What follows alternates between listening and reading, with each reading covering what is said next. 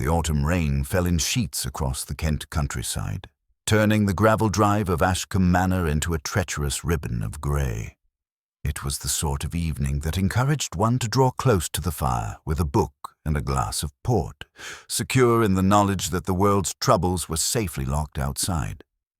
Inside the manor, however, trouble had already made itself quite at home.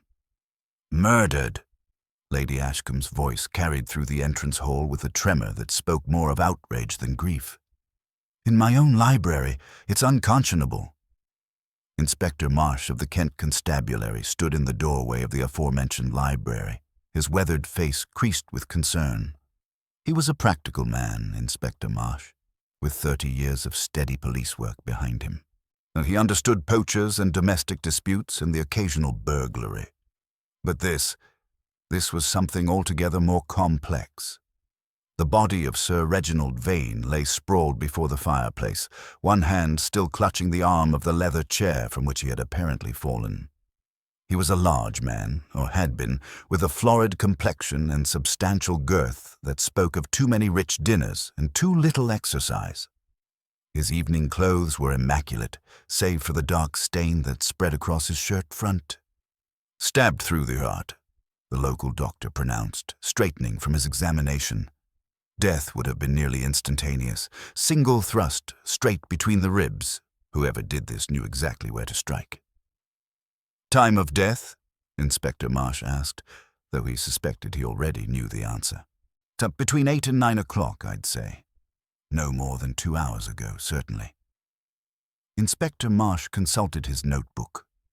It was now just past 10:30. Sir Reginald had last been seen alive at approximately 8 o'clock, when he had excused himself from the drawing-room and retired to the library to work on some papers. The 7 other guests had remained in the drawing-room until nearly 9, when Lady Ashcombe had suggested they dress for dinner. It was Lady Ashcombe's companion, Miss Thornby, who had discovered the body at 9:15, when she went to inform Sir Reginald that dinner was ready. "The weapon?" Marsh inquired. "Not found, sir. We've searched the room thoroughly." The inspector frowned. The library had only one door, that which opened onto the main entrance hall, a space that had been within sight of the butler for most of the evening. The windows were locked from the inside. It was, in the parlance of detective fiction, a classic locked room mystery. Except the room hadn't been locked at all. It had simply been occupied. "I suppose," Inspector Marsh said heavily, "we'd better speak with the guests." Lady Ashcombe had assembled them in the drawing-room, a handsome chamber decorated in the Georgian style. 7 people, representing 7 potential suspects. 7 people, any one of whom might have slipped away long enough to commit murder. Inspector Marsh surveyed them with a practiced eye. Miss Diana Vane, the victim's daughter, a striking woman of perhaps 30, dressed in fashionable black silk that seemed almost prescient, as her face was pale but composed, her hands folded neatly in her lap. She had not wept, the inspector noted. Mr. Gerald Carmichael, Miss Vane's fiancé, a handsome, athletic man in his middle 30s, with the easy confidence of inherited wealth. He stood protectively near Diana, one hand resting on the back of her chair. Mrs. Lydia Vane, the victim's widow, a petite, elegant woman some 20 years younger than her late husband, with the sort of delicate beauty that made men wish to shield her from life's unpleasantness. She dabbed at her eyes with a lace handkerchief, though the inspector could not be certain whether there were actual tears. Mr. Sebastian Hart, Sir Reginald's business partner, a lean, dark man with penetrating eyes and a sardonic expression. He smoked continuously, grinding each cigarette out with barely controlled violence before lighting another. Dr. Edmund Cavendish, an old friend of the family, elderly, distinguished, with the silver hair and steady hands of a man who had spent 40 years in the medical profession.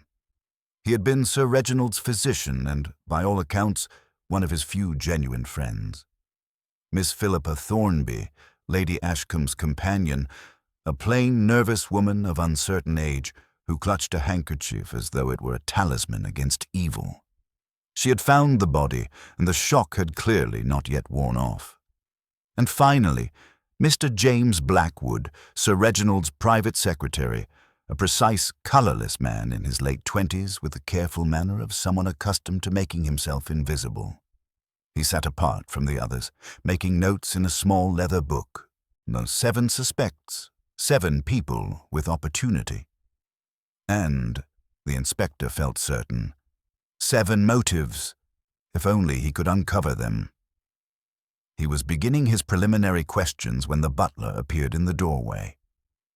"Excuse me, Inspector," the man said with the sort of imperturbable dignity that only the very best servants possess. "There is a gentleman here to see you, a Monsieur Poirot. He says he was expected." Inspector Marsh blinked. "Expected? By whom?" "By me," Lady Ashcombe said, rising from her chair. Her voice was steadier now, touched with something that might have been relief. "I telephoned him from London the moment I realized the situation required someone of his particular talents. I hope you don't mind, Inspector. I've heard such remarkable things about Monsieur Poirot's methods." Mind. Of course he minded. See, this was his investigation, his jurisdiction. But Lady Ashcombe was the sister of a duke, and one did not refuse the sister of a duke without very good reason.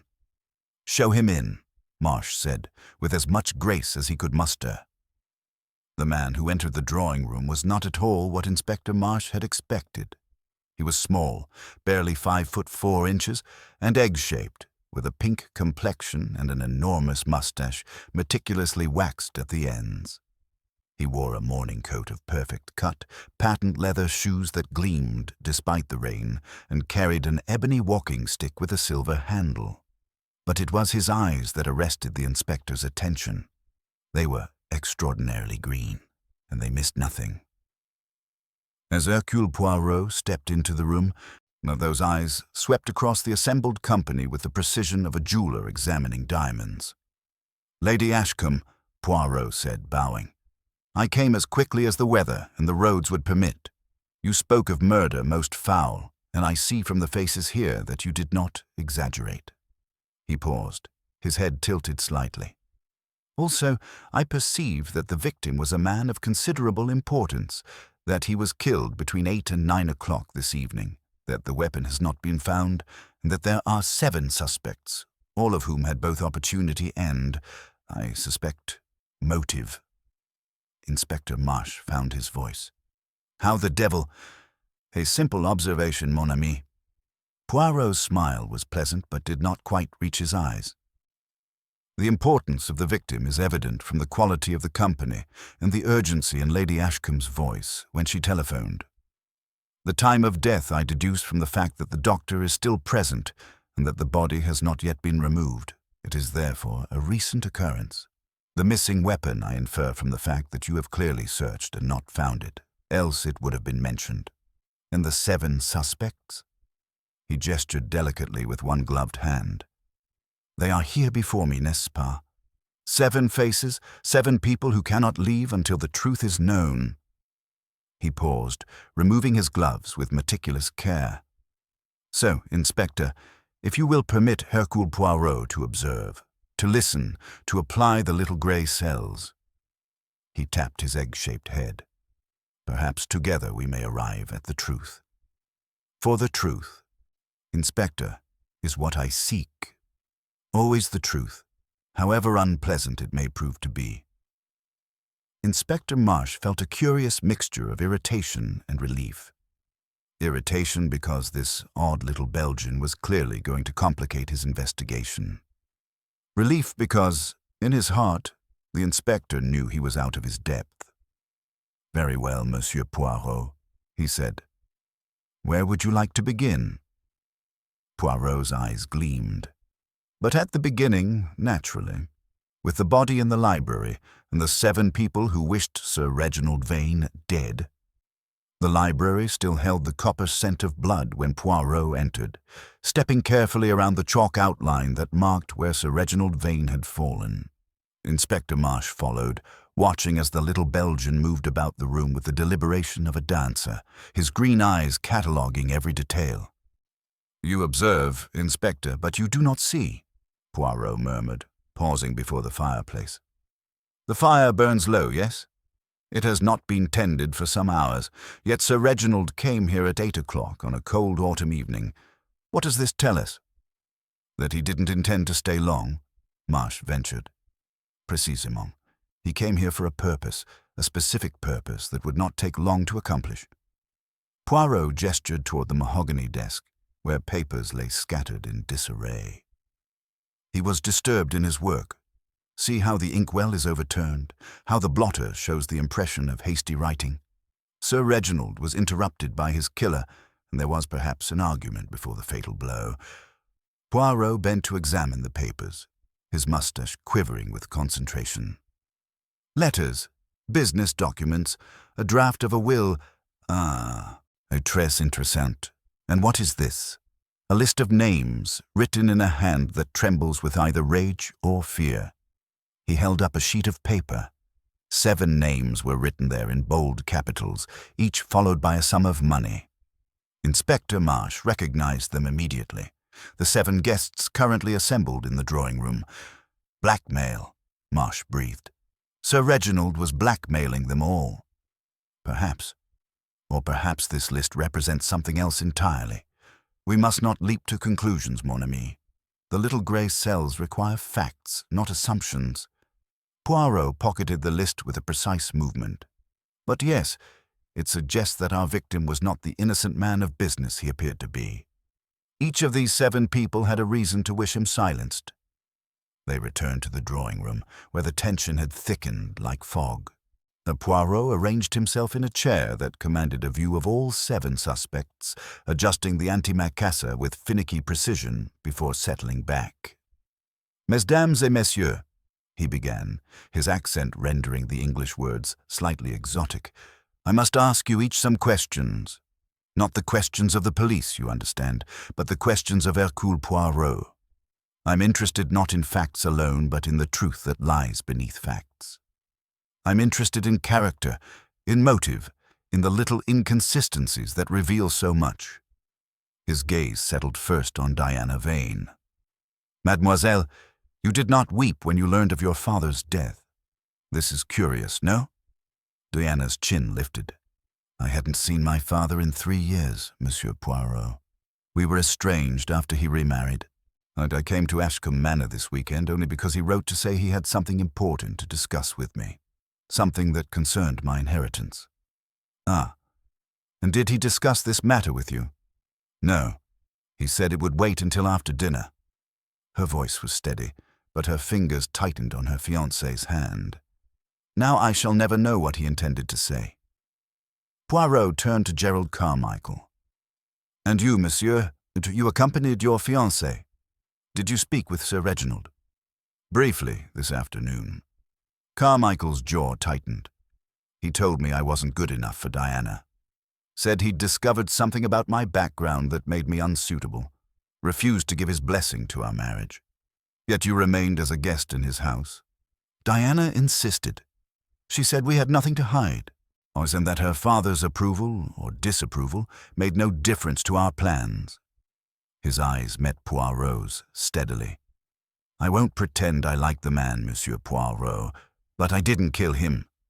Sebastian Hart laughed harshly, grinding out another cigarette. None of us will admit to murder, will we? But we all had cause. Sir Reginald and I were partners for 15 years.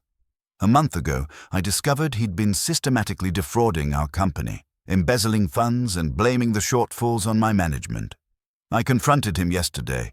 He threatened to destroy me publicly unless I agreed to sell him my shares at a fraction of their value.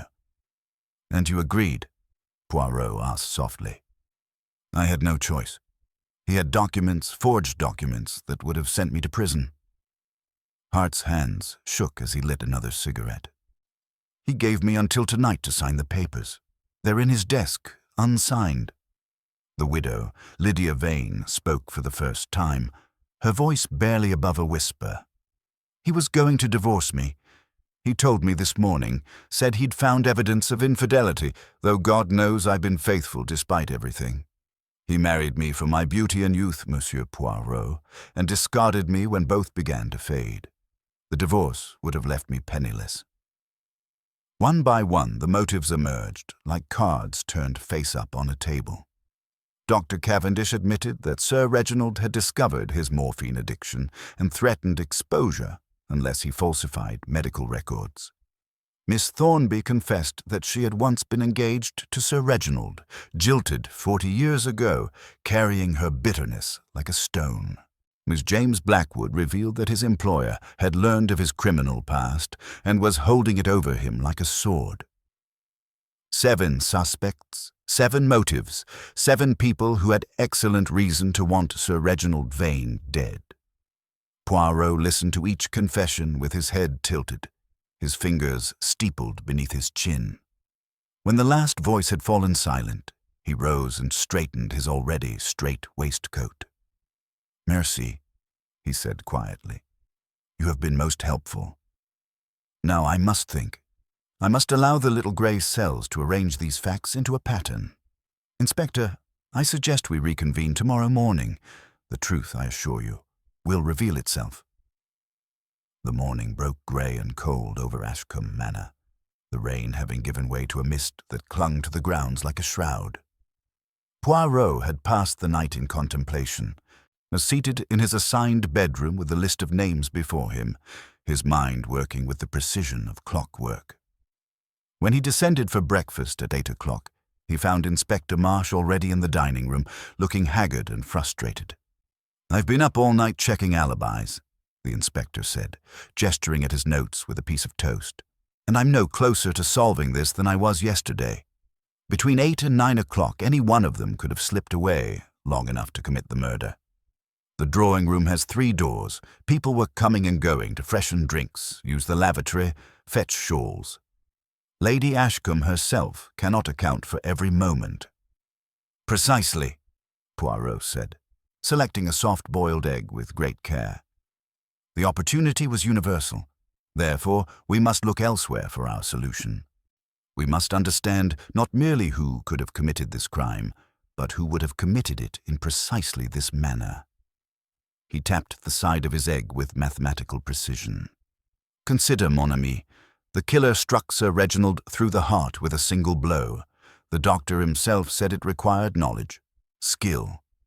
This was not a crime of passion, not a frenzied attack, it was execution.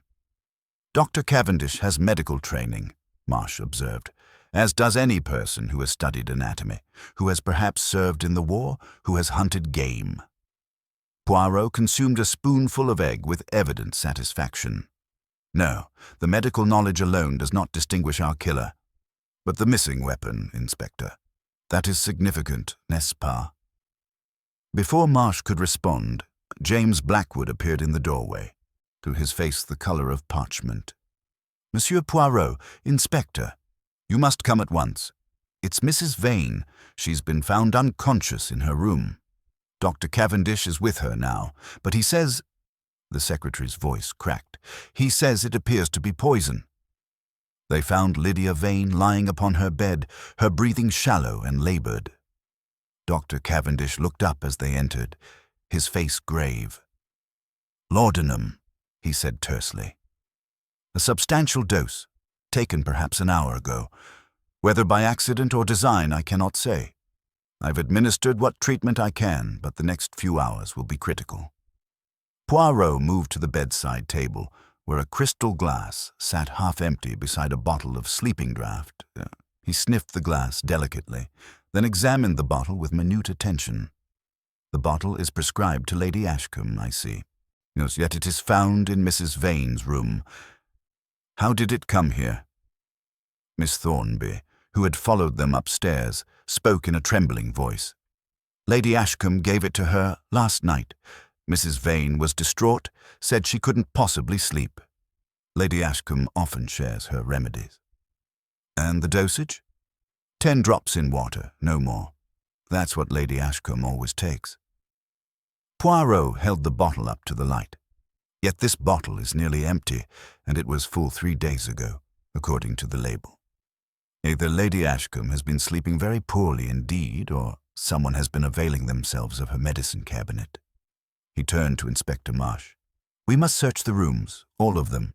The weapon that killed Sir Reginald remains undiscovered, and now we have a second crime to consider.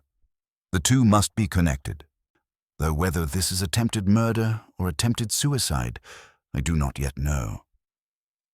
The search was thorough and methodical. In Diana Vane's room, they found a bundle of letters from her father, dating back to her childhood, filled with expressions of affection that contradicted her claims of estrangement.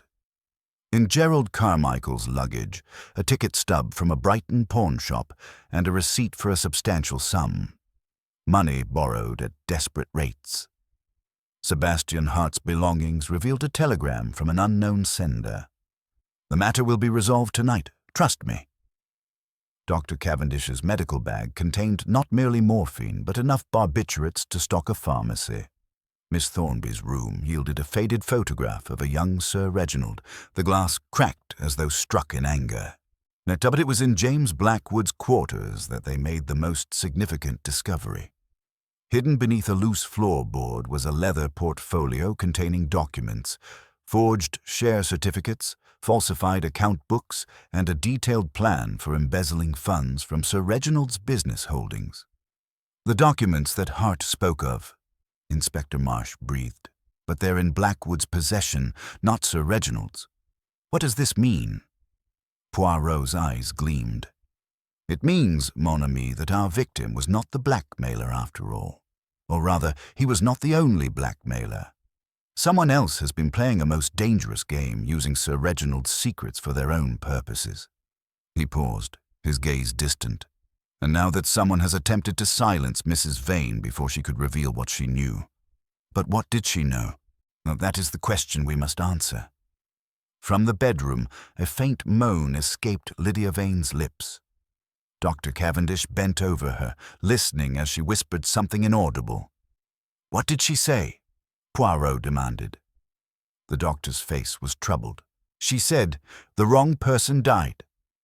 Nothing more. Poirot stood at the library window, watching the mist curl through the bare branches of the oaks. Behind him, Inspector Marsh paced with barely contained agitation, the forged documents spread across Sir Reginald's desk like evidence of some elaborate conspiracy. I don't understand any of this, Marsh said for the third time. Blackwood had the forged documents, yet Hart claimed Sir Reginald was using them to blackmail him. Either Blackwood was working with Sir Reginald or Blackwood was working against him. Poirot finished softly. So consider the possibility, Inspector, that James Blackwood created these forgeries himself, intending to use them for his own purposes. But Sir Reginald discovered the deception. Perhaps that is why Blackwood is on the list, with a sum of money beside his name, not as a victim of blackmail, but as payment for services rendered. You're saying they were accomplices? I am saying that nothing in this case is as it first appeared. Poirot turned from the window, his expression thoughtful. 7 suspects, 7 motives, all presented to us with remarkable clarity and speed. Too much clarity, perhaps. When people confess their sins so readily, one must ask why. What are they concealing beneath their confessions? A knock at the door interrupted them. Diana Vane entered. Her composure finally cracked, her eyes red from weeping. "Does Monsieur Poirot, I must speak with you. I haven't been entirely truthful." She twisted her hands together, a gesture so unlike her previous self-possession that Marsh instinctively moved toward a chair, offering it to her. She sat heavily. "My father didn't summon me here to discuss my inheritance. I came because he threatened to expose Gerald's past unless I broke off our engagement. Gerald was involved in a scandal 5 years ago. A woman died in circumstances that were never fully explained. He was cleared of wrongdoing, but the whispers never stopped. Father somehow learned of it and said he would ensure every newspaper in London carried the story, unless I obeyed him. And yet you brought Monsieur Carmichael with you to Ashcombe Manor." Poirot's tone was gentle but penetrating. "I wanted to show Father that I wouldn't be bullied, and that Gerald and I would face whatever came together." Her voice dropped. But Gerald didn't know the real reason for Father's hostility. I told him Father simply disapproved of the match. I couldn't bear to see the look in his eyes if he knew I'd been given an ultimatum. Where was Monsieur Carmichael between 8 and 9 o'clock yesterday evening? Diana's face went white. I don't know. I thought he was in the drawing room, but now that you ask, I cannot recall seeing him for a period. Perhaps 20 minutes. Oh God, you don't think... I think nothing yet, mademoiselle. I merely gather facts. Poirot's gaze was sympathetic but unyielding. And the facts, they begin to form a pattern, though not yet the complete picture. Tell me, did your father ever speak to you of his wife? Of Mrs. Vane? The change of subject seemed to startle her. Lydia? Only to complain of her extravagance. He married her for her looks and regretted it almost immediately. She was too young, too frivolous, too expensive. At least that's what he told me. Yet she says he threatened to divorce her. Such a proceeding would be costly, scandalous. Why would a man like Sir Reginald, who valued his reputation, pursue such a course? I don't know, unless... Diana paused. There was gossip before I left London, about Lydia and Dr. Cavendish. They were seen together frequently, dining in restaurants where they thought they wouldn't be recognized. I dismissed it as malicious rumor, but perhaps Father discovered something concrete. After Diana departed, Poirot requested an interview with Dr. Cavendish. The elderly physician arrived promptly, his medical bag in hand, looking exhausted from his vigil over Mrs. Vane. She's sleeping naturally now, he reported. I believe she'll recover, though it was a near thing. Another hour without treatment and the outcome would have been very different. Dr. Cavendish, Poirot said, settling into his chair with the air of a man preparing for a long conversation. I must ask you about your relationship with Mrs. Vane. The doctor's face remained impassive. I have no relationship with Mrs. Vane beyond that of physician and patient. Any suggestion to the contrary is slander. Yet you were seen dining with her in London on multiple occasions. I was dining alone. If Mrs. Vane happened to be in the same establishment, that is coincidence. Nothing more. Cavendish's jaw tightened. I am a widower of 20 years, Monsieur Poirot, and my reputation is spotless. I will not have it besmirched by association with scandal, even if that scandal involved the woman you love. The silence that followed was profound. Finally, Cavendish spoke, his voice barely audible. You understand nothing. Lydia Vane is 40 years my junior. Whatever my feelings, they are not reciprocated, and never could be. I have been foolish, perhaps, in my attentions, but I am not an adulterer, and certainly not a murderer. Yet you had morphine at your disposal, medical knowledge, and reason to wish Sir Reginald dead if he stood between you and your happiness. I had reason to wish many things, Monsieur Poirot, but wishing and doing are not the same. Cavendish rose with dignity. Now, if you'll excuse me, my patient requires monitoring. When he had gone, Poirot sat in contemplation, so his fingers steepled beneath his chin. The pattern forms, he murmured, but there are pieces missing still, important pieces. The afternoon brought no relief from the oppressive atmosphere that had settled over Ashcombe Manor. Poirot requested the presence of Sebastian Hart in the library, and the businessman arrived with his customary cigarette, his movements jerky with barely suppressed agitation. I've told you everything, Hart said before Poirot could speak.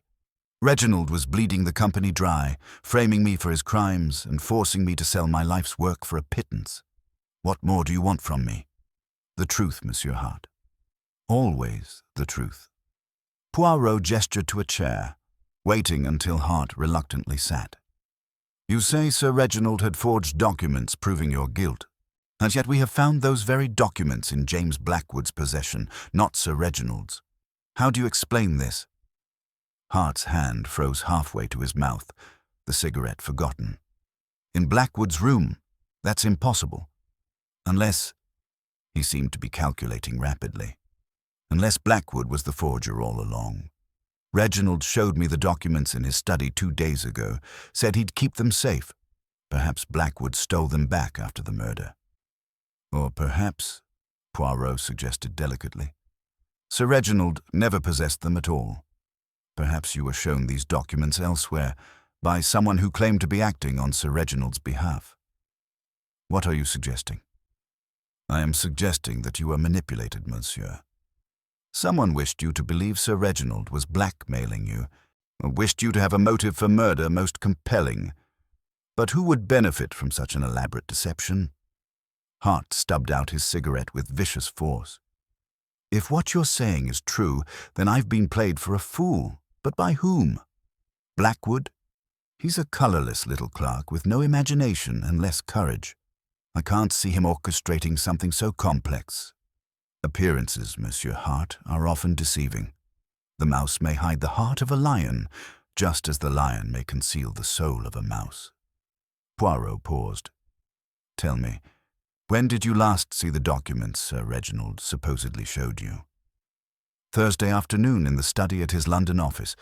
He spread them across his desk like a royal flush, watching my face as I realized what they meant. And he gave me until Saturday night, last night, to sign the share transfer papers. And who else was present during this meeting?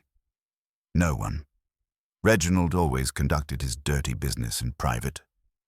Hart lit another cigarette, his hands steadier now. But Blackwood was in the outer office. He would have known I was there, known the meeting lasted over an hour. Long enough for threats and ultimatums. After Hart departed, Poirot summoned Miss Philippa Thornby. The companion arrived wringing her hands, her eyes darting about the room as though expecting the murderer to materialize from the shadows. Mademoiselle Thornby, Poirot began gently, you have been in Lady Ashcombe's service for how many years? 15 years this November, Monsieur Poirot. I came as a companion after my father died and left me with nothing. Lady Ashcombe has been kindness itself. And yet you carry a photograph of Sir Reginald Vane taken many years ago. The glass is cracked as though struck in anger. This does not suggest kindness or fond remembrance. Miss Thornby's face crumpled.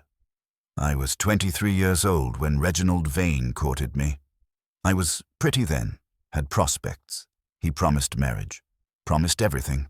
Then he met an heiress at a garden party and discarded me like yesterday's newspaper. I carried the shame of our association for years. No decent man would have me after that. Yet you accepted an invitation to a house party where he would be present. I didn't know he would be here. Lady Ashcombe said nothing about it until we arrived yesterday afternoon. When I saw him, I nearly fainted.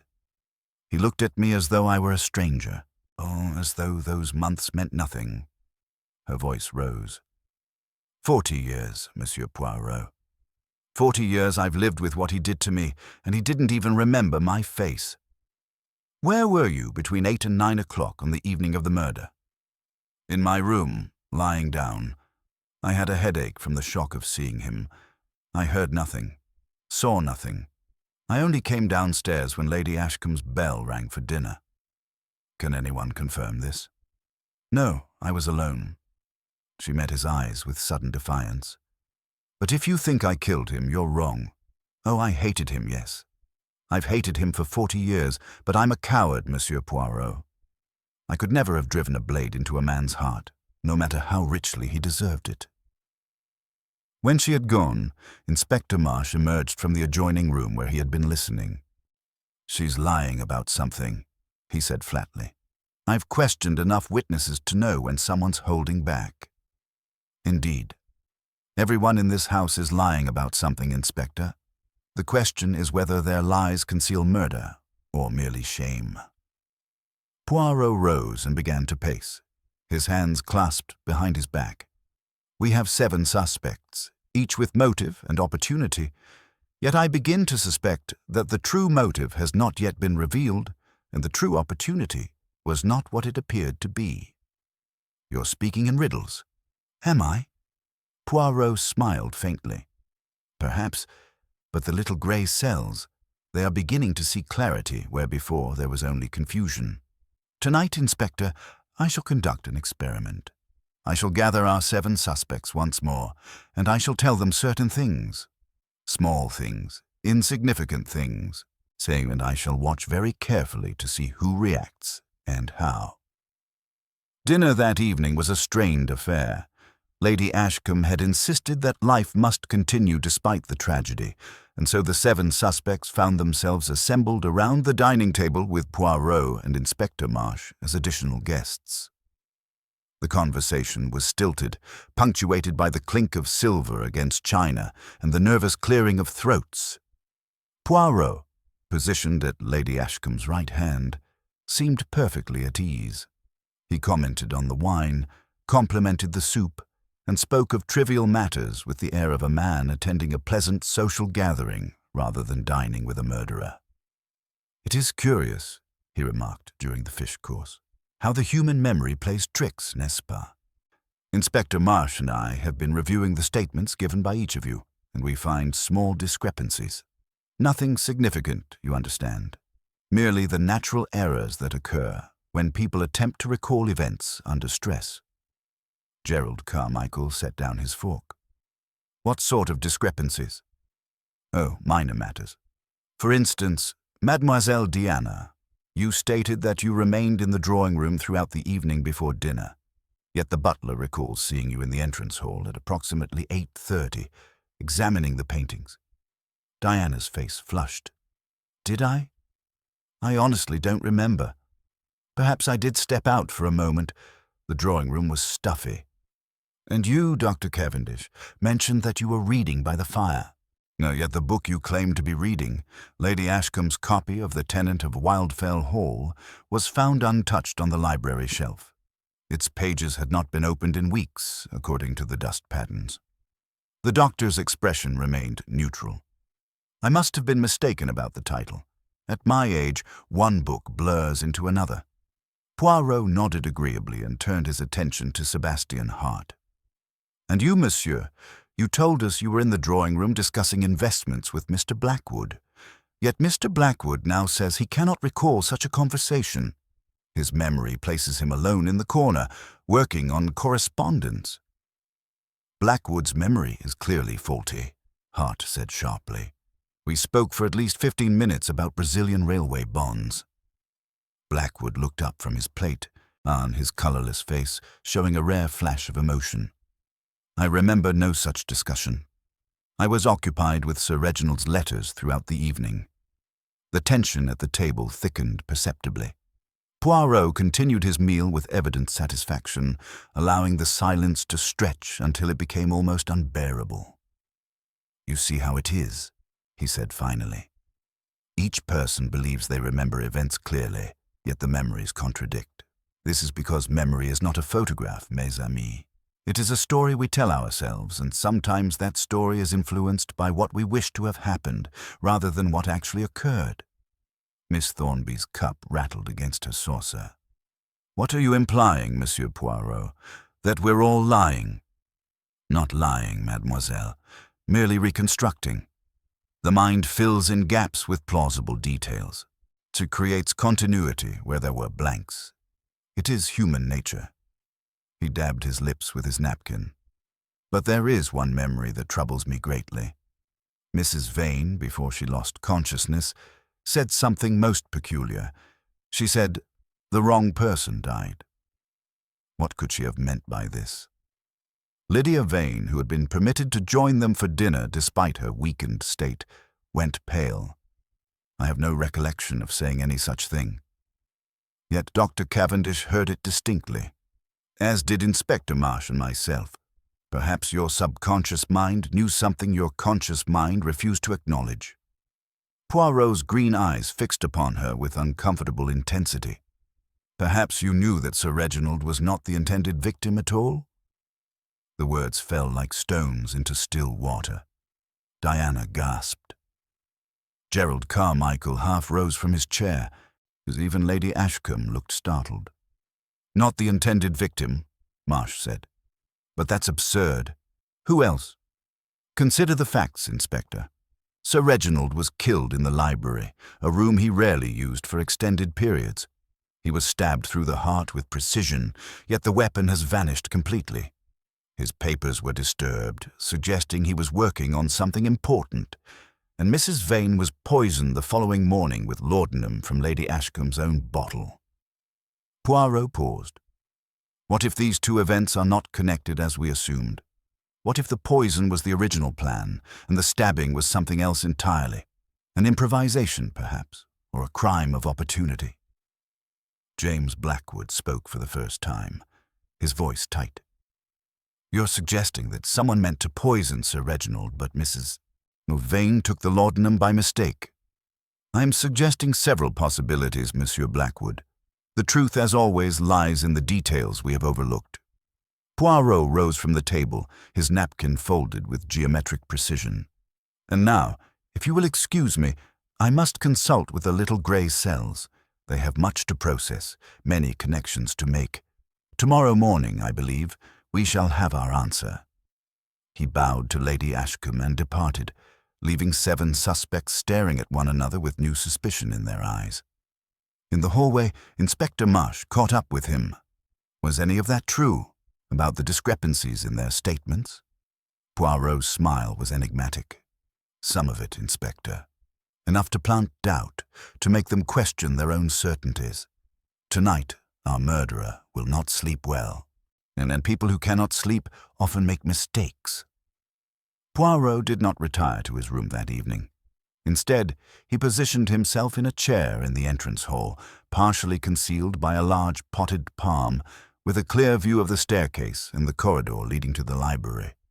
Inspector Marsh, stationed in the shadows near the drawing-room, thought the little Belgian had gone quite mad. "What exactly are we waiting for?" he had whispered. "For someone to reveal themselves, mon ami. The seed of doubt has been planted. Now we wait to see what grows." The house settled into uneasy quiet. The clock struck 11, then midnight. Marsh was beginning to nod off when Poirot's hand suddenly gripped his arm with surprising strength. A figure was descending the stairs, moving with careful silence. In the dim light, Marsh could not identify them until they reached the bottom step and the hall lamp illuminated their features. James Blackwood. The secretary glanced around nervously, then made his way toward the library. He carried something wrapped in cloth, something that glinted metallically in the faint light. Poirot and Marsh followed at a discreet distance, watching as Blackwood entered the library and closed the door softly behind him. They waited a full minute before Poirot pushed the door open. Blackwood spun around, his face gray with terror. In his hands was a long letter opener with an ornate handle, its blade stained dark. He had been attempting to force it behind the books on one of the library shelves. "The weapon," Marsh breathed. "You had it all along." "No, you don't understand," Blackwood's voice cracked. "I found it. I found it yesterday evening after the body was discovered. It was in the corridor just outside the library door. Someone had dropped it or hidden it badly. I panicked. I thought if anyone found it in my possession, I'd be blamed. So I hid it in my room, and tonight I thought I could conceal it somewhere it would never be found." "A most convenient story," Poirot observed. "Yet you must admit, Monsieur Blackwood, it does not present you in an innocent light. Why not report finding the weapon immediately?" "Because of these." Blackwood pulled papers from his jacket with shaking hands. "The forged documents you found in my room. Yes, I created them, but not for blackmail. Sir Reginald commissioned them himself, months ago. He was planning to frame Sebastian Hart, to force him out of the partnership and seize his shares. And he paid me handsomely for my work. But then he turned on me, threatened to expose me as a forger if I didn't create more documents that would implicate innocent people in various crimes. I refused. That's why my name was on his list." "So you killed him to prevent your exposure?" "No, I swear I didn't kill him. When I found the letter opener, I realized that someone had beaten me to it. Someone else wanted him dead badly enough to act. I thought if I stayed quiet, the murder would be solved and I would escape notice. But finding the weapon made me an accessory, didn't it? So I had to hide it. Poirot took the letter opener carefully, examining it in the light. "This is not the blade that killed Sir Reginald." Marsh stared at him. "What? But the blood is present, yes. But observe the blade, Inspector. It is too wide and too clumsy. The wound in Sir Reginald's chest was narrow, precise. This letter opener would have made a very different mark. Also, you will notice that the blood is confined to the very tip of the blade, perhaps half an inch. The fatal wound was deep, requiring a thrust of at least 4 inches. Poirot's eyes gleamed. "This is a false trail, deliberately created to confuse the investigation." Blackwood's knees buckled. "Then whose blood is this?" "An excellent question. We shall ask Dr. Cavendish to examine it in the morning, but I suspect we will find it is animal blood, perhaps from the kitchen. Someone wished us to find a weapon, to believe the case was solved. Someone who wants us to stop looking." They escorted Blackwood to his room under guard, then returned to the library. Poirot stood before the fireplace, and his posture reminiscent of the position where Sir Reginald's body had been found. "Inspector, measure the distance from the desk to this spot. Carefully, if you please." Marsh did so. 12 feet, 4 inches. "And the blood pattern on the carpet shows Sir Reginald fell here, beside the chair, with no trail leading from elsewhere. So he was standing here when he was struck. But why? What brought him to this exact spot?" Poirot turned slowly, his gaze traveling across the room. "The desk is there, with his papers. The door is there. The windows are locked from within. Yet he stood here, before the fireplace, far from his work. Perhaps he was warming himself. The fire was nearly out when we arrived. It had not been tended for hours." Poirot knelt suddenly, examining the hearth with minute attention. "Ah, but see here, Inspector. Ash, recently disturbed. And what is this?"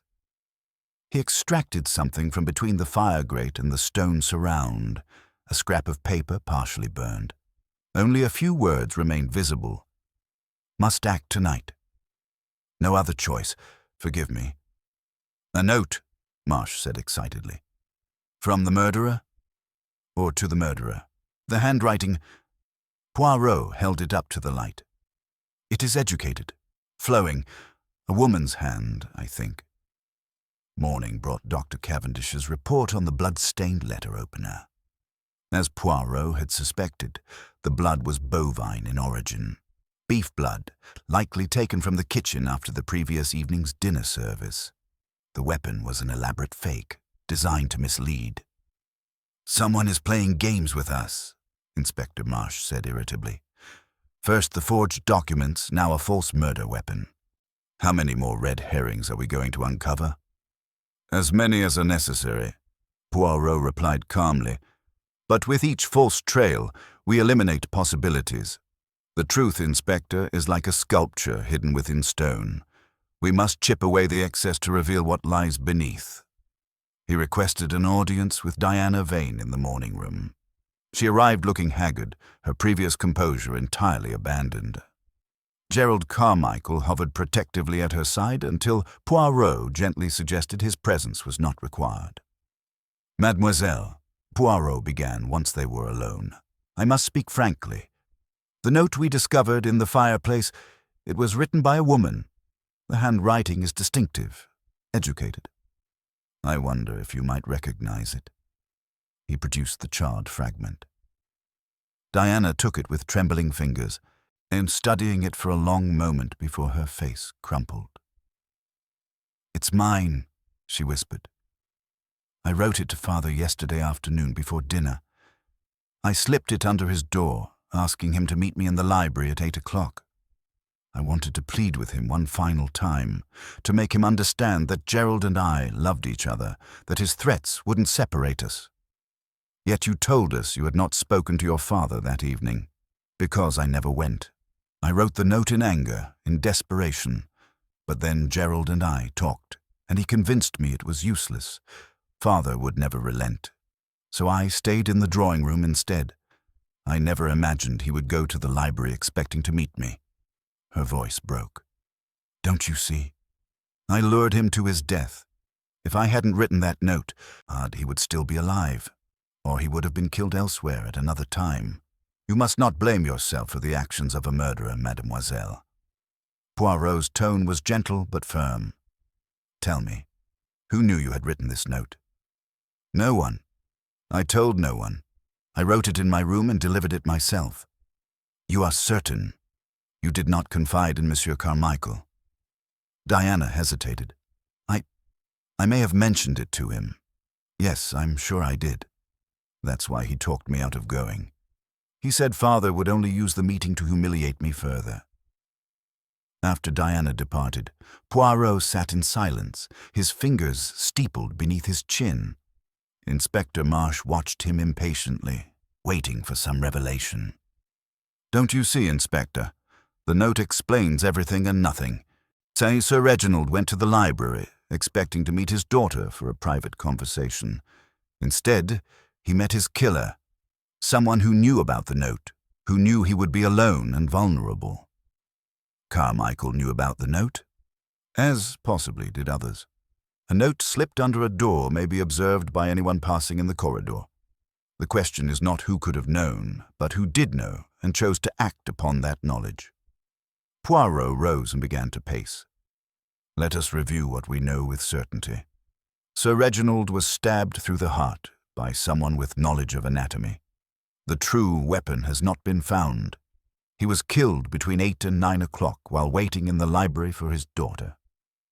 The following morning, Mrs. Vane was poisoned with an overdose of laudanum, though whether this was suicide, accident, or attempted murder remains unclear.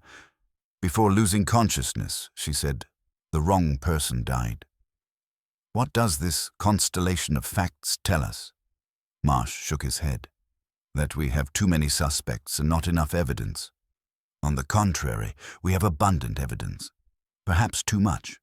Consider 7 people, all with motives, all with opportunity. Yet murder is not a committee decision, Inspector. One person wielded the blade. One person knew where Sir Reginald would be and when he would be vulnerable. One person had the skill and the courage to strike." He paused at the window, looking out at the grey morning. "And one person attempted to redirect our investigation with false evidence, the blood-stained letter opener hidden where it would surely be found. Why? What purpose does it serve to confuse the timeline and the method of the crime? To buy time? Possibly. Or to cast suspicion on someone else, to create chaos where there should be clarity." Poirot turned back to face Marsh. "I wish to speak again with Mrs. Vane. She has recovered sufficiently, I think, to answer some very important questions." They found Lydia Vane in her room, propped up on pillows, looking pale but lucid. Dr. Cavendish sat beside her bed, and Poirot noted the protective way his hand rested near hers, not touching, but close enough to offer comfort. "Mrs. Vane," Poirot said, settling into a chair, "you told us your husband threatened to divorce you, but there is something you did not tell us, something important. I think now you must reveal the complete truth, however painful it may be." Lydia's eyes filled with tears. "I loved him," she said simply. "Not Reginald. I never loved Reginald. But the divorce, it wasn't because of infidelity. It was because of the child." The revelation hung in the air like smoke. Dr. Cavendish's hand moved instinctively to cover Lydia's, propriety forgotten in the face of her distress. "A child," Inspector Marsh said carefully. "You have a child, Mrs. Vane. I had a child, a daughter born 6 months after I married Reginald. He knew immediately that she wasn't his. We had not been intimate before the wedding, you see, and the timing made it impossible. I was already pregnant when he proposed, though I didn't know it myself. Not then." Lydia's voice was barely a whisper. "The child died in infancy, scarlet fever. She was 3 months old." Poirot leaned forward. "And the father of this child? A man I loved before Reginald courted me. A man I could never marry because he had no fortune, no prospects. When Reginald proposed, my family pressured me to accept. I was already ruined, you see, though no one knew it yet. Marriage to Sir Reginald seemed the only way to salvage my reputation. She closed her eyes. But Reginald discovered the truth. He kept my secret for 20 years, used it to control me, to make me dance to his tune. Last week he told me he intended to divorce me and expose everything. The child, the deception, all of it. He said I would be destroyed socially, left penniless. He seemed to take pleasure in the prospect. "This man you loved," Poirot said gently, "the father of your child. Do you still correspond with him?" Dr. Cavendish answered, his voice thick with emotion. "She means me, Monsieur Poirot. I am the father. I was a young physician then, just starting my practice, with debts from my medical training. Lydia's family would never have accepted me. When she married Reginald, I thought my heart would break. But I accepted it as punishment for my presumption. For 20 years, I maintained a distance, treating her only when absolutely necessary, never speaking of what we once meant to each other. Until recently," Poirot observed. "Until recently. We encountered each other in London by chance 3 months ago. The years fell away. We began to meet, carefully, discreetly. Nothing improper occurred, I swear it. We simply talked, remembered, mourned what might have been. But someone saw us, reported back to Reginald. He confronted Lydia, threatened exposure, divorce, a ruin. So you killed him to protect her?" "No." The word was absolute, final. "I wanted to kill him. God knows I fantasized about it. But I am a physician, Monsieur Poirot.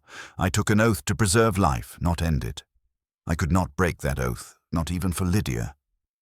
Poirot studied him for a long moment. "Yet you had morphine in your possession, enough to kill many times over. For my patients, I treat several terminal cases who require pain management. Every dose is accounted for in my records. And the laudanum that poisoned Mrs. Vane, you administered the antidote very quickly, very efficiently, almost as though you had been expecting such an emergency." Cavendish's face went grey. "What are you suggesting, that I poisoned Lydia myself?" "I'm suggesting that perhaps you knew she intended to take her own life, that perhaps she confided her despair to you, and you prepared yourself to save her. Not murder, Dr. Cavendish, but suicide prevention." Lydia gasped. "How did you know?" "I told no one. After Reginald's death, I thought I was free. But then I realized the scandal would emerge anyway, during the investigation. Everyone would learn about my daughter, about Edmund, about everything. I couldn't face it. The laudanum seemed like mercy." "But you took far more than a lethal dose," Poirot said. "So much that any physician would immediately recognize it as intentional. You wanted Dr. Cavendish to save you, perhaps, to prove his devotion." "No, I wanted to die. I measured carefully, took what I thought would be enough. But Edmund had warned me weeks ago that Lady Ashcombe's laudanum was old, partially evaporated, and more concentrated than fresh solution. He told me never to take more than 5 drops. I forgot. In my desperation, I forgot." Poirot nodded slowly. "And your words? The wrong person died." "You meant that you should have died instead of Sir Reginald?" "Yes. If anyone deserved to die for past sins, it was me, not him. Reginald was cruel, vindictive, but his cruelty was born of the deception I practiced on him. I trapped him in a marriage based on lies. Everything that followed was my fault." Inspector Marsh cleared his throat. "This is all very touching, but it doesn't bring us closer to identifying Sir Reginald's killer, unless... Dr. Cavendish, where were you between 8 and 9 o'clock on the evening of the murder?" "In the drawing room, reading, or rather, pretending to read. In truth, I was watching Lydia, so worrying about her state of mind." "Can anyone confirm this?" "I spoke briefly with Miss Thornby around 8:30. She commented on my choice of book. Incorrectly, as Monsieur Poirot discovered. I wasn't actually reading at all." Poirot rose, his expression thoughtful. "Thank you both for your honesty. It is painful, I know, to reveal such secrets, but the truth must be served, even when it costs us our privacy and our pride." As they left the room, Marsh muttered, "Another motive, another suspect with opportunity. We're going in circles." "No, Inspector. We are spiraling inward, closer to the center. Soon, very soon, we shall reach the truth." That afternoon, Poirot requested that all 7 suspects be assembled once more in the drawing room. The atmosphere was thick with tension, each person avoiding the eyes of the others, lost in private anxieties and fears. Poirot stood before the fireplace, his hands clasped behind his back, his green eyes moving from face to face with penetrating intensity. "Mesdames et messieurs, we have reached the conclusion of this investigation. I've questioned each of you, examined the evidence, considered every possibility, and now Hercule Poirot will reveal the truth." He paused, allowing the silence to build. "This has been a most complex case, full of misdirection and false trails. 7 suspects, each with compelling motive and opportunity. The forged documents, the blood-stained letter opener, the poisoned laudanum, each seemed to point in a different direction. But this complexity was itself a clue. For when a crime appears impossibly complicated, as it often means, we are not seeing what lies directly before us.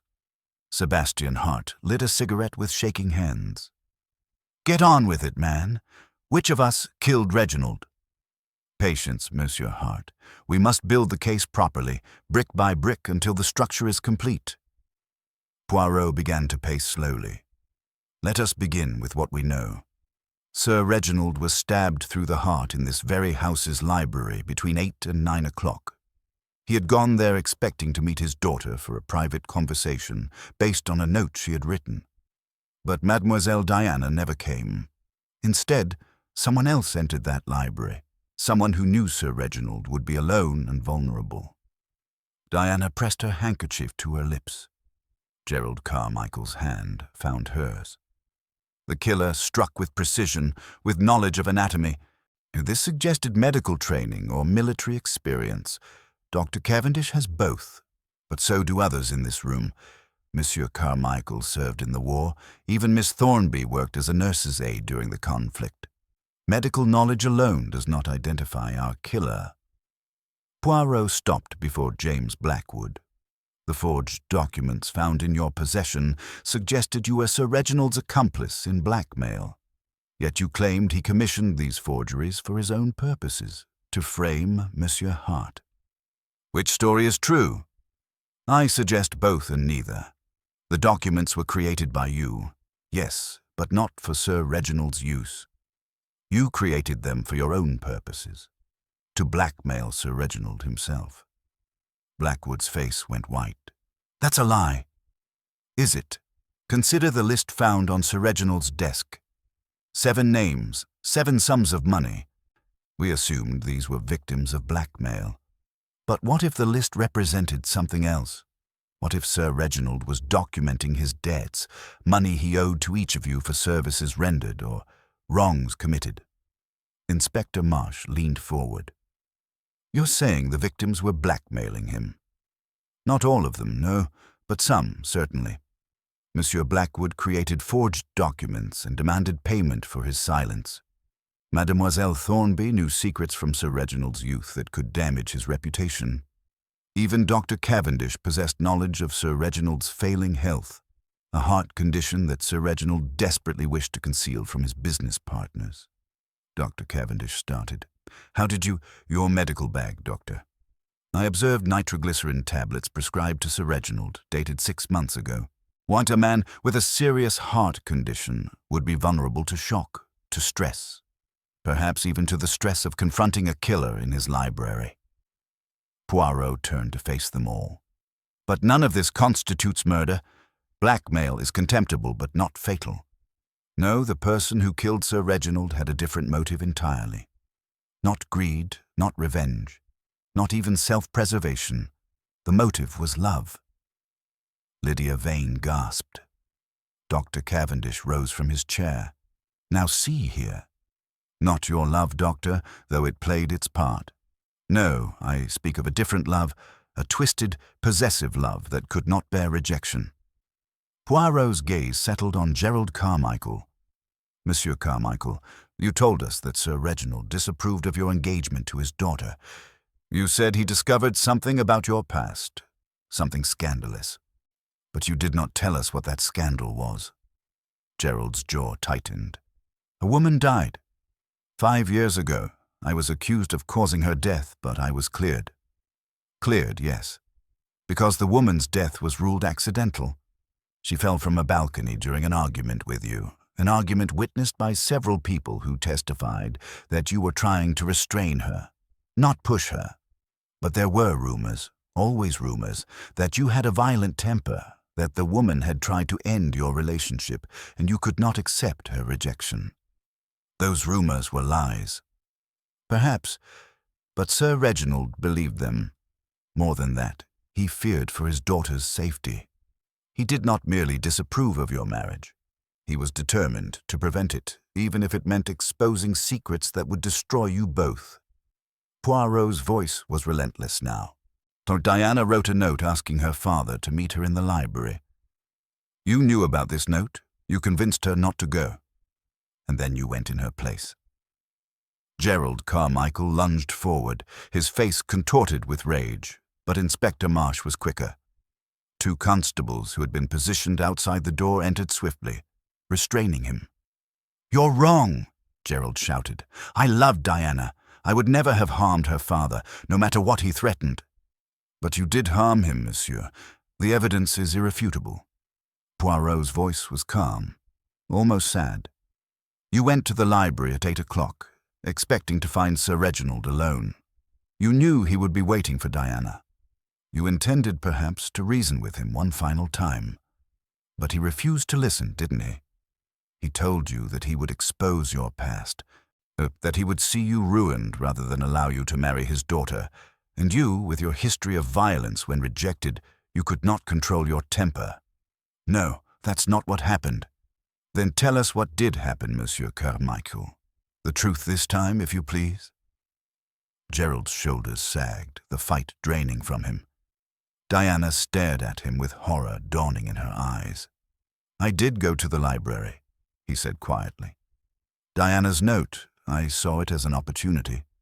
I thought if I could speak to Sir Reginald privately, man to man, I could make him understand. I waited until everyone was occupied in the drawing room, then slipped away. But when I entered the library, he was already dead. The room erupted in exclamations. Poirot raised his hand for silence. Already dead? At what time was this? Shortly after 8. Perhaps 8:15. He was lying by the fireplace, exactly as he was found later. The blood was fresh. I panicked. I knew that if anyone discovered me there, with my history, I would be accused immediately. So I left, returned to the drawing room, said nothing. You saw no one else? Heard nothing? Nothing. The corridor was empty. Whoever killed him had already gone. Poirot nodded slowly. And this, mesdames et messieurs, is where the case becomes clear. For if Monsieur Carmichael speaks the truth, and I believe he does, then Sir Reginald was killed not between 8 and 9 o'clock, as we assumed, but much earlier, perhaps as early as 7:30 or 7:45. Dr. Cavendish frowned. But that's impossible. When I examined the body at 10:30 and determined death had occurred no more than 2 hours prior. You determined what you were meant to determine, Doctor, because the body had been carefully maintained at a temperature that would slow rigor mortis and confuse the time of death. Observe, the library fire was nearly out when we arrived. Yet Sir Reginald allegedly died while the room was still occupied and warm. Why?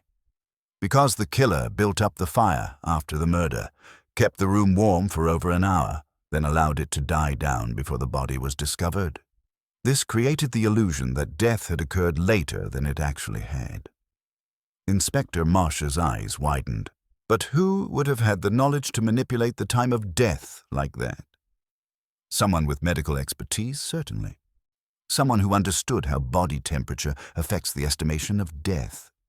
Someone who was present in the house the entire evening and whose movements would not be questioned. Poirot turned slowly. Someone like Miss Philippa Thornby. The companion let out a small cry, her handkerchief pressed to her mouth. "No, that's impossible. I'm just a companion, a nobody." "You are far more than that, mademoiselle. You are a trained nurse, with knowledge of anatomy and physiology. You are a woman who carried hatred in her heart for 40 years, waiting for the opportunity to exact revenge. And most importantly, you are a woman who had access to every room in this house, whose presence anywhere would arouse no suspicion." "But why now?" Diana asked, her voice trembling. "Why after all these years?" "Because of you, Mademoiselle Diana. That Miss Thornby learned that Sir Reginald intended to change his will, to leave everything to his new wife instead of his daughter. She had watched you grow up, pitied you from afar, the daughter of the man who had ruined her own life. She could not allow him to wrong another woman as he had wronged her. The note you wrote gave her the perfect opportunity. She knew Sir Reginald would be alone in the library, expecting to meet you. She entered, confronted him with the wrongs of the past, and when he laughed at her, dismissed her again after 40 years, she struck. Miss Thornby was weeping now, great shuddering sobs that shook her thin frame. "He laughed," she whispered. "He looked at me and laughed, said I was a foolish old woman living in the past, said I should be grateful he'd given me anything at all, even if it was just a few months of pleasure before he moved on to better things. I had a letter opener in my pocket. I'd taken it from Lady Ashcombe's desk earlier to open correspondence. I don't remember deciding to use it, I just struck, and he fell. And then you manipulated the scene, built up the fire, created the false timeline. You even planted the blood-stained letter opener for us to find, hoping to confuse the investigation further. I wanted him to suffer as I suffered. 40 years of suffering." Her voice was hollow, empty. "But he died too quickly. He never even understood why." Inspector Marsh moved forward with handcuffs, but Miss Thornby made no attempt to flee. She sat with her hands folded in her lap, looking smaller and frailer than ever, as though the confession had drained away what little substance she possessed. "I shall come quietly," she said, in a voice barely above a whisper. "There is nothing left for me now. There never was, really. Not after he destroyed me all those years ago." Lady Ashcombe, who had remained silent throughout the revelation, spoke at last. "Philippa, I would have helped you. If only you had told me what he had done, what you suffered. You have been kind, my lady. Kinder than I deserved, but kindness cannot mend what was broken so long ago. Some wounds never heal. They only fester beneath the surface, waiting." Miss Thornby looked at Diana with something like tenderness. "I did not want you to suffer as I did. When I learned he meant to disinherit you, to leave everything to that woman," she glanced at Lydia without malice, "I could not bear it. History repeating itself. Not another young woman destroyed by his selfishness." "So you killed him to protect me?" Diana's voice was incredulous. "I never asked for that. I never wanted—" "No one asks for protection, child. It is simply given, or it is not."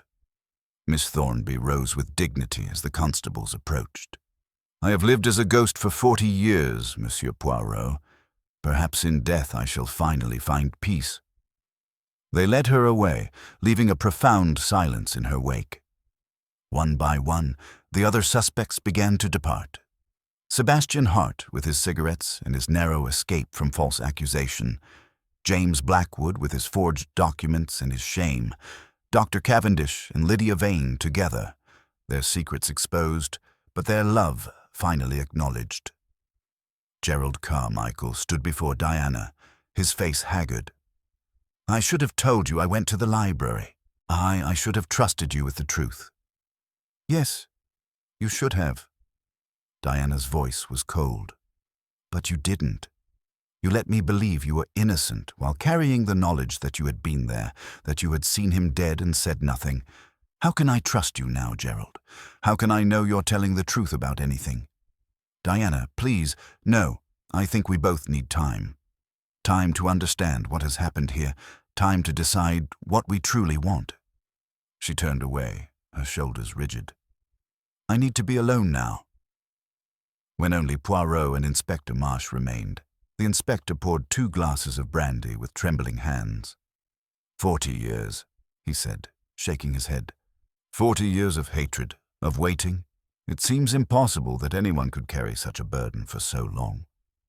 Ah, but that is the nature of injustice, mon ami. And it does not diminish with time.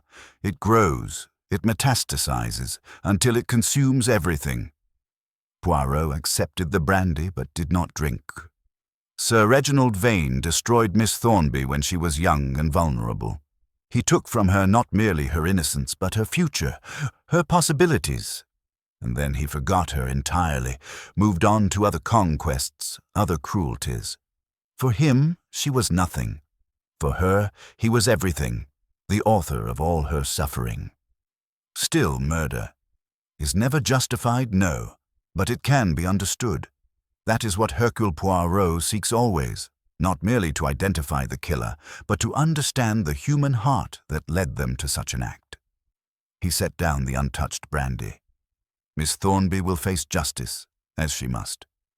But I confess, Inspector, there is no satisfaction in this conclusion. There are no winners here, and only victims. At least we uncovered the truth. Yes, the truth. Poirot's smile was melancholy, though I wonder sometimes if the truth brings more pain than comfort. Mademoiselle Diana has lost her father and learned that her devoted companion was his murderer. Dr. Cavendish and Mrs. Vane have exposed secrets they guarded for 20 years. Monsieur Carmichael has revealed himself to be a coward who saved his own skin rather than speak honestly. Even the minor players, Monsieur Hart, Monsieur Blackwood, have been stripped of their dignity, their private shames made public. But that's the nature of murder investigations, isn't it? Everything hidden must be revealed. Everything hidden must be revealed. Poirot rose, adjusting his coat with his customary precision. And now, Inspector, I shall take my leave. An Ashcombe Manor holds too many ghosts, too much sadness. I prefer to return to London, where the little grey cells may rest and recover. Inspector Marsh walked him to the entrance hall, where Poirot's coat and hat awaited. Outside, the rain had finally ceased, though the grey sky promised more to come. One question, Monsieur Poirot, Marsh said as the detective prepared to depart. When did you first suspect Miss Thornby? Poirot paused, his hand on the door. When she said Sir Reginald did not remember her face. A man may forget many things, Inspector, but he does not forget the face of a woman he has wronged so profoundly. He remembered her. He simply pretended not to, which is far worse. And in that moment I understood that her hatred was justified, even if her actions were not. He stepped into the grey afternoon, turning back only once. Remember this, Inspector. The past is never truly past. It lives in us, shapes us, drives us toward our fates. Sir Reginald Vane sowed the seeds of his own destruction 40 years ago. Miss Thornby merely harvested what he had planted. And with that, Hercule Poirot departed, leaving justice in his wake, but precious little peace. The end.